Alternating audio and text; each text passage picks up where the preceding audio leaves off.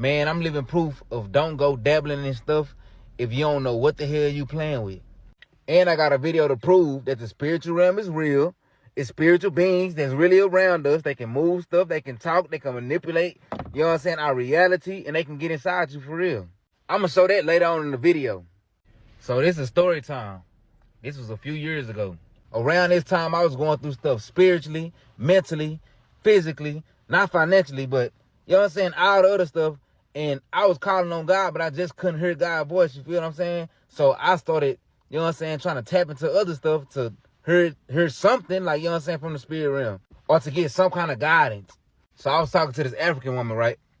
And she was saying all this stuff about, you know what I'm saying, our ancestors here to guide us, you know what I'm saying, our ancestors, our spirit guides. You can call on the ancestors, make altars for the ancestors, give them water, give them, you know what I'm saying, candy, give them foods, give them drink, whatever, you know what I'm saying? And they'll help guide you and give you answers to life, you know what I'm saying, and steer you in the right direction. So she told me to try with water first. She told me to get a bowl and put the bowl on the altar or whatever and call on the ancestors and tell them that this altar is for you and this water is for you. And then upon you doing it, you make a request of what you need from them and you do it daily. So I tried it. And y'all, this is one of the worst mistakes I ever made in my life. So I put the altar right next to my bed and I filled the bowl up with water and I said what she told me to say. I promise you, all the water inside the bowl was gone in like a day and a half on everything I love, bro. Like somebody just drunk it for real. It wasn't no evaporation. It wasn't hot in the house, nothing. The water was just gone. So it kind of spooked me out. But at the same time, it intrigued me like, dang, this stuff really worked. Like, you know what I'm saying? I'm finna get some answers. So I did that for like a week straight. And I kid you not, in the midst of this week, I started hearing the toilet flushing. I started hearing knocks on the wall. I started hearing people whispering. The sink faucet to come on out of nowhere, nobody in the house. After I started hearing all that stuff, I was like, boy, hell nah, I ain't doing this no more. I denounce this. I rebuke this in the name of Jesus. Niggas always want to call on Jesus when they done got themselves into something. Nah, for real. But anyways, 3 days after I stopped, shit started getting crazy. Whatever it was that I called on must have been pissed off. I wasn't feeding it no more. It must have been pissed. I wasn't worshiping it. It must have been pissed off. Because look, this is what it started doing.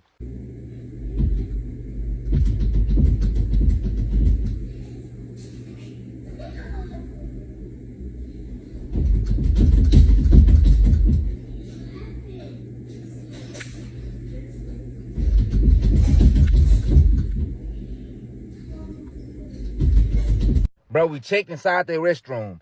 It wasn't nobody in the restroom, bro. And I had thought I heard a voice in the beginning of the video. So what I did was I slowed the video down to see if I heard something. And this is what I heard.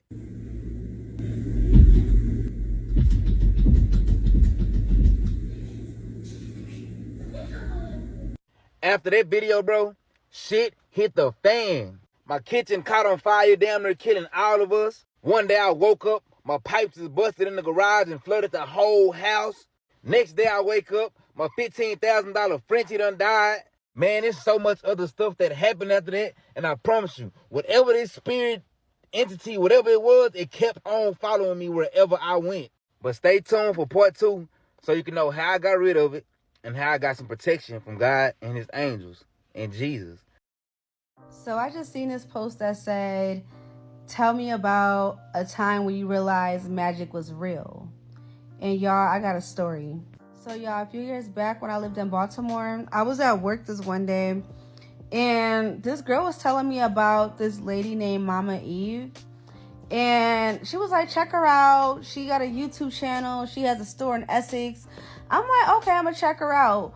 And she told me to check her out because at that point I was into tarot, like very hard. So y'all, now we're gonna fast forward like a month.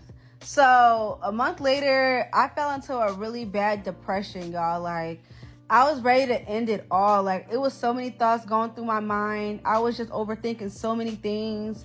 And for some reason, I just thought about visiting Mama Eve's store. But before I did go to her store, I went to her YouTube channel and checked out the YouTube channel because I do remember the girl from my job talking so highly of this lady. So I'm like, I gotta see it for myself. Y'all, so while I was on my way to Mama Eve's store, I'm in the car like crying, like tears just flowing down my face. I'm trying to get myself together before I even walk into this lady's store, because I didn't want her to sense my energy, because she is a witch, y'all. Like, she's with the shits too. I ain't gonna lie, I really do appreciate this lady and the other lady that I met at the store when I got to the store. So right when I pulled up to the store, I parked outside for like 5 minutes because, like I said, y'all, I was crying. Like, I was really going through it. Eyes was red. And got myself together, walked in. I instantly seen her. She looked at me. She was sitting down. She looked at me. She was like, oh dear. I'm like,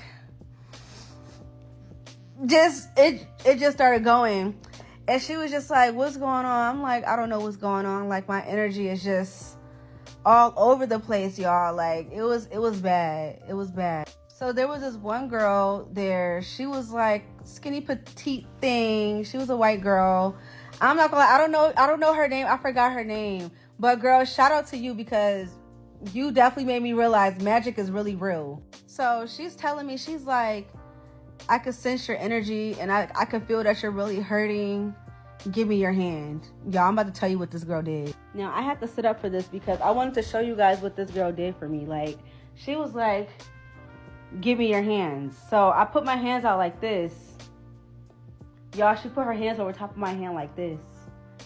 As her hand is like this over top of my hand, y'all, I felt my hands get hot and warm. Like, I just felt like so much good energy coming from this girl. I'm like, like, I'm just taking it in because I needed it for real. Like, give me it. Like, but yeah, she did that for me. I think it's called like Reiki or something. I don't know. But y'all, the energy I was feeling coming out of this girl's hands, it was crazy. I had my eyes closed. Right when I started feeling my hands like get hot, I look at this girl like, girl, what are you doing to me? Like, I kid you not, I left out of that shop so happy. Like, I really felt like that girl took my pain away. Like, I don't know what she did, how she did it, but imagine going into somewhere so distraught and you leaving out smiling, happy. Like, I felt like all my burdens went away. Like, it was so crazy. Like, I had a good day, a good month. I had good luck. Girl, shout out to you. Like, I actually ended up going back to visit her and, giving her an update on me. And she was like, it was like people just wishing bad on me and stuff. Like, a lot of negative energy was being sent my way. But that was my experience with feeling like the magic. Like, magic is really real. That's what really made me start getting even a little bit more deeper into spirituality and into magic and stuff. Because, y'all, if y'all would have felt how I felt before I walked into that shop and then felt how I felt leaving that shop, it was honestly crazy. If you don't want chills through your body, don't watch this. Do not watch it. So the other night, something came to visit me in my room. And listen to the story before you say I'm tripping, because I thought I was tripping. So the other night, I had went to this party. So when I got home from the party, I was toe up. I don't really drink like that. So imagine me saying I was toe up. Like, when you haven't drunk in a long time, I was head spinning out of here. So as I'm asleep, I'm facing the wall. Something said, get up. So when I got up, I saw something walk through my room. So I'm sitting on the bed just looking. And I'm talking about this thing was comfortable. Just walking. Whoop, whoop, whoop. The hair was so long, y'all. I'm talking about. And the hair was covering his face. So I thought I was tripping until I started yelling. I thought my daughter was playing a prank on me because, mind you, I'm out my mind. I'm like, Jayla, stop playing with me. Stop playing with me.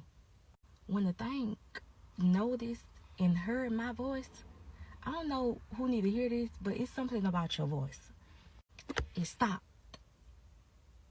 and disappeared, but it's something about that stopped as if I started it or shook it up or something. I don't know. So I called my sister and I called my mom and I told my cousin, I'm like, y'all, I saw something in my room. They're like, you tripping, you just was drunk. I'm telling you, I saw something in my room. But I really wasn't scared or nothing because I don't play with scary stuff. I don't watch scary movies. I don't play with demons. I don't play with none of that. So I was scared. So, I just left it alone. Now I'm gonna be honest. I felt so distant from God like this last couple weeks. I feel like we was beefing. I was kind of mad at him. So last night, I started praying. And I started praying, but me and God got this bond. Like, you got to have a relationship with God to know what type of bond you and God got. And the type of relationship me and God got, I don't walk on eggshells. So when I'm feeling the type of way, I got to say that type of way. So I'm just letting him know how I feel and just letting him know how I was mad at him. Boom, boom, boom. So in the midst of me praying and talking and saying all that, a live come to my phone. It came to my phone as I was praying, but I was like, I'm going to just click on it because I'm bored when I'm done praying. So I clicked on the live and I'm just, listening. It was like a prophetess and he was praying for people talking. This is the part right here that's going to get you. This man said a demon visited your room a couple nights ago at 2 a.m. It always come into that room. Now I'm scared. Like, I wasn't scared at first. Now I'm scared because, like, hold up. What?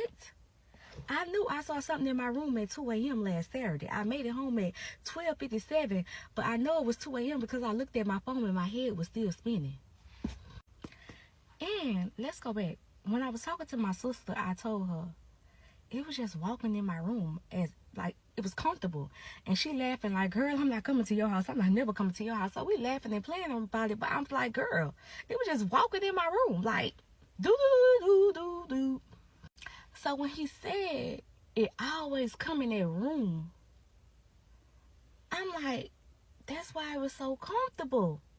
So now I'm panicking. I'm crying. I'm talking to my girl ChatGPT and I'm praying to God. I'm like, why in the midst of my lowest moment, I'm drunk? Why did I see it? If it always come to my room, if it always visit me, why I saw it that night? So I'm asking ChatGPT. I'm trying to understand. I'm confused. I'm praying to God like, why I always gotta go through some weird stuff? This why I be talking. So I asked ChatGPT. I was like, if you was a demon, why would you visit people all the time? And ChatGPT said they will visit you all the time to monitor you. So I'm like, if it visits me all the time, why it don't touch me? Like, why it don't say nothing? Because when I saw it, it was just walking the room. It wasn't close to my bed. It wasn't, it wasn't trying to bother me. It was just walking. ChatGPT said, if you go back to Job, the devil wanted to attack. When God said, remember my servant Job, he said, but you have a hedge of protection around him. So I don't know who need to hear this, and maybe I need to hear this too. But some things can't touch you because you're too protected with God. Even at your weakest moment, you protected. So I'm asking ChatGPT, I'm praying to God, I'm like, but I was drunk. I was drunk. I was drunk. Why did I see it then? Like, I'm trying to understand why at that moment, when I'm prayed up, when I'm like this, why I don't see it, why I don't recognize it, why I saw it in my weakest moment. So as I'm praying, God just telling me, like, you saw it because I needed you to see that. And even though you was physically asleep, even though you were sleeping physically, your spirit was woke. Basically saying, even at your lowest moment, I'll protect you. Even when you distant from me and you mad at me, I'll protect you. Even when you don't feel like you got this, I'll protect you. Even when you don't understand the decisions I'm making in your life, I'll protect you. Even when you don't feel like talking to me, I'll protect you. Even when you run from me and run from my word, I'll protect you. So I don't know who need to hear this. I really didn't want to share this, but even at your darkest moment, even with anything that come against you, the attacks, the enemies, they can't touch you. They only can touch you when God say they can touch you or when you let them in. And remember, I said, go back to the beginning, I said it's something about your voice. Something about my voice shook up this demon, whatever it was. It shook it up because my voice scared it to the point that I saw it. Chunk. It's something about your voice. Your voice. After being convicted of 4 counts of first-degree felony murder, I was about to be sentenced on December 1st, 2021. Before my sentencing day came, I was at peace with myself. I felt so much oneness, so much closeness to God. I felt so much divine peace. But it's like as the hour inched closer, it's like it left more and more.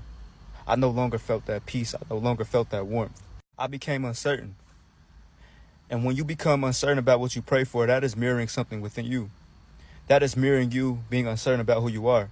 That is mirroring some inner work that still needs to be did. That is mirroring some wounds that still need to be patched up. They took me upstairs to the court holding. They slapped me in the bullpen where it was so cold, but see, I was so hot from anticipation. I walked in that courtroom to see my little brother, my little sister, and my mother. And I was so emotional because it's like I haven't seen them in so long, and they had gotten so big, I thought. The moment that judge started talking, I knew he wasn't feeling me, man. I knew he wasn't feeling me. The more he talked with certainty. He talked with no hesitation. He talked as if even giving me a retrial was even an idea in his mind. He talked with so much conviction. And as he talked, my prayers turned into beseeching. I was literally beseeching the divine not to let this guy fry my brains out. That presence, that peace with God I felt, it had completely left by now. It was cold. I was physically cold. Cause see, my lawyer had filed a motion for my retrial, which we both thought was nice. I had so much faith in that. And that's the problem. I had so much faith in what was conditional. I had so much faith in what was visible. And have faith will not be tolerated. The moment you give your faith to something that is circumstantial, something that is conditional, the foundation of that very thing will be shaken. He outright denied my retrial motion. Just like that. My mother and my sister proceeded to give impact statements on me, on my character. Said some of the most beautiful things ever. The cracking and the sobs that came from the voice between each statement had haunted me for a long time. It took me a long time to really process those auditory memories from them. I learned accountability quickly through introspection. I self-analyzed, realized I was not ready for my good. I was still lustful.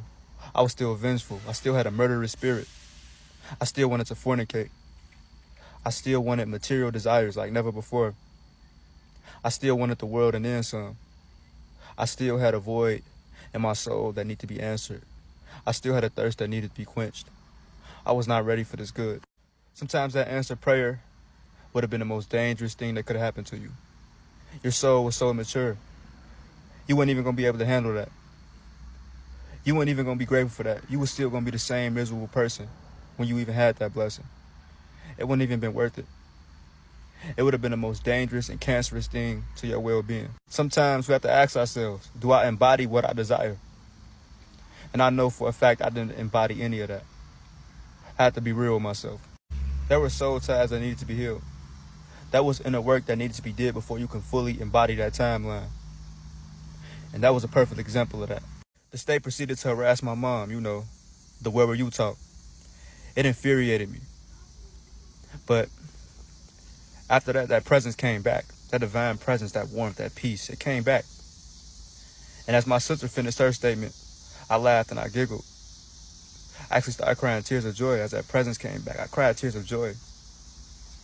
I cried so much tears of joy. I was so emotional. I was soaking up my COVID protocol mask. She had gotten so big in my mind, I thought to myself. As my mother finished hers, she looked at me and said, son, look at me. We're going to fight this because this ain't for you. And love will always win. Remember that.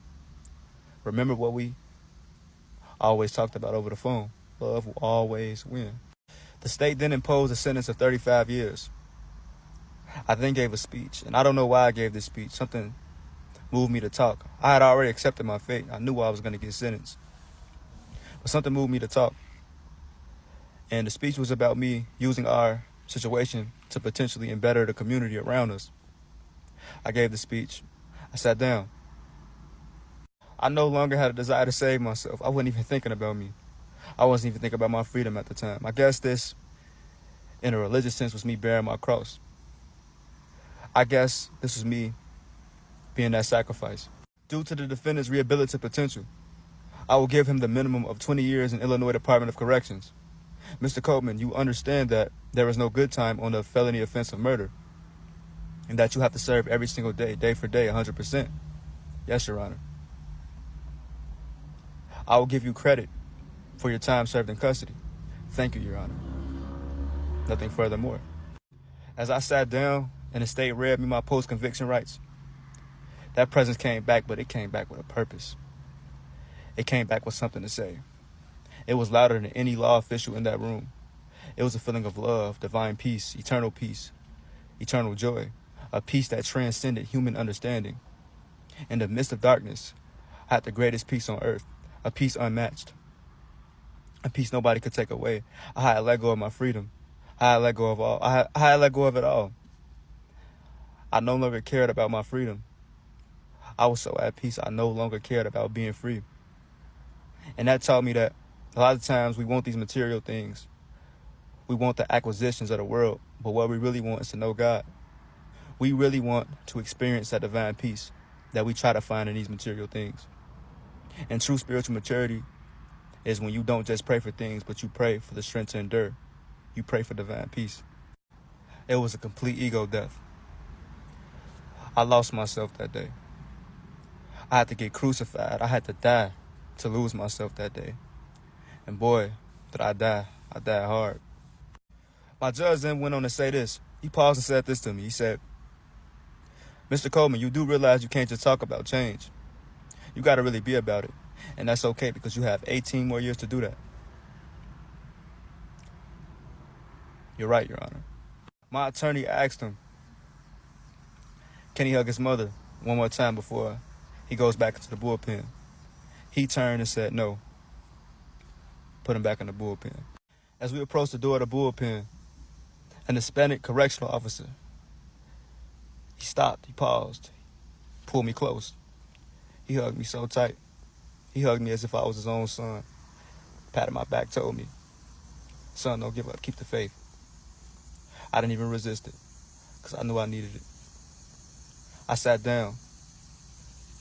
I sat in silence. That presence came back one more time, and I laughed. That presence told me to say this out loud, it ain't over. And I said, it ain't over. A warm tear rolled down my cheek as I said it again. It ain't over. That same divine presence, that same feeling of I amness followed me to a maximum security penitentiary, one of the most dangerous places in Illinois. I had did wrong, and I planned to do even more wrong in society before the situation, but nobody could tell me I belonged in the same place where John Wayne Gacy was on death row. That same presence taught me how to lead. That same presence taught me how to lead as I was led, how to take care of myself, finances. I embodied everything that I wanted to become. I was the affirmation of the things I was praying for. And that's what taught me. That's really the point. You don't really want these things. You really want you. You want to find you in these things. I was the affirmation of everything I had wanted. I was the freedom. I was everything I was seeking after. I visualized my freedom. I let go of it. I didn't care about having it. And before you know it, I had a case fully reversed from the Illinois Supreme Court when I least expected it. Right before my 21st birthday. A free man with no obligations, no papers, with the ability to go anywhere I want. God truly chooses the foolish things to shame the wise, but you don't have to be a fool. You can choose. This is my story, from me to you. I love y'all. Know that. All right, so I'm hopping on TikTok to tell a story about the first time I ever astral projected I have a lot of astral projection stories, but this is the first. So when I was around 15, 16 years old, I learned about astral projection, and it's all I wanted to do because I was already very conscious and very spiritual as a little boy. When I found out about astral projection and the possibility of it, I completely believed it. And for every night for 30 days, I told myself in my mind when I was going to sleep that I was going to astral project that night. Day 1 to day 30, I did it straight, fell asleep, nothing happened. On the 31st day, roughly, I laid flat on my stomach with my face down on a couch, and I did not think about astral projection at all. I didn't give up, but I just let it go. And I went to sleep. Now, when I went to sleep, I woke up in the middle of my sleep. For the first time ever, my body was sleeping, but I was awake. And in this place, I was kind of like in a very much more spiritual, conscious, subtle space within me. I knew my body was sleeping, but I wasn't really that aware of my physical reality or my identity or anything. But I was there and I was awake. And for some reason, I kind of just knew, oh my God, this is the launch pad to where you astral project from. So I initiated it. And what happened was, as I chose to start projecting, I heard a vibration like this. And as this vibration started, I felt the physical sensation of my physical head just vibrating like this and shaking. And the vibration just kept getting more and more and more intense. So it was like this.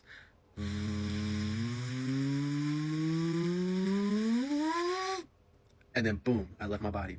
And what happened was, I was laying straight like this, flat, face down, on my couch. And what happened was, I started to lower like this, out of my body, completely out of my body. And, excuse me, I'm about to burp. Holy shit, I'm so sorry.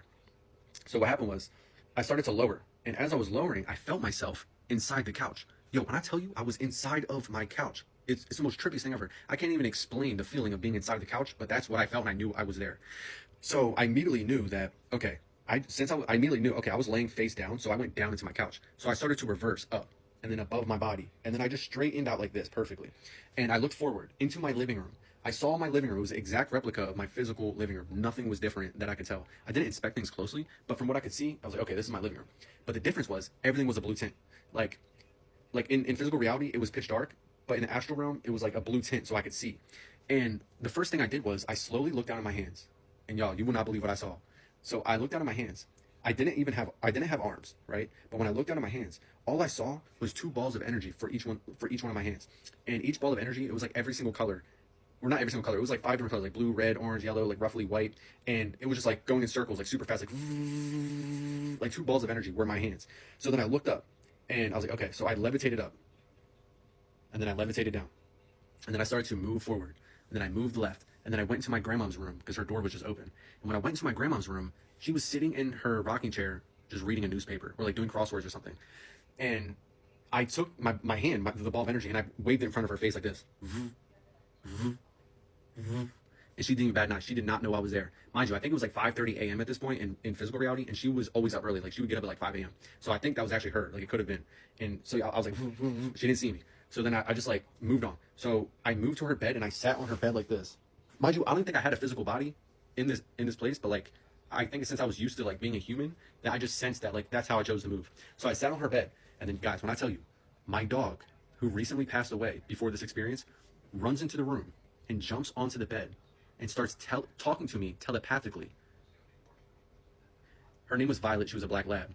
She runs into the room. She jumps on the bed. She looks at me dead in my eyes and she screams, "I love you," like 1,000 times, just over and over and over. "I love you, I love you, I love you, I love you, I love you, I love you, I love you." Just so happy to see me.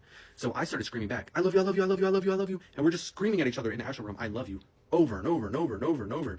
And it was telepathically. It wasn't even like there was no physical speaking, but we were saying that shit. And then after this, I just went back into my body and I fell asleep. And then I woke up in the morning and I just felt ecstatic. I was blissful the whole day.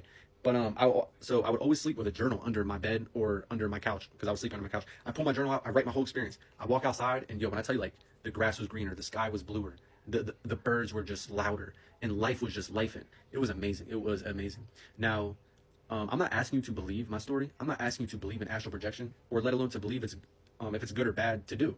But that's my experience, and I will forever have that with me. And I know for me it's true. And I just wanted to share that experience. Now, I have astral projected tons of times after that. Plenty of times in the daytime where there was no blue tint, and I was flying and soaring over my county that I lived in, just seeing the whole world below me. People driving, people just outside walking to their houses, and I'm just in the sky flying, looking. I have tons of stories, and I have this one story where I actually met another conscious being and had a full conversation and a crazy moment with this conscious actual being in the astral realm. If you want to hear any of those stories, just comment. But yeah, this is like my first TikTok video, like coming out as a spiritual experience that I actually had. Let me know what you guys think, and if you're interested in astral projection, maybe I'll give you some tips on how to do it, or I don't know. But thanks for watching, guys.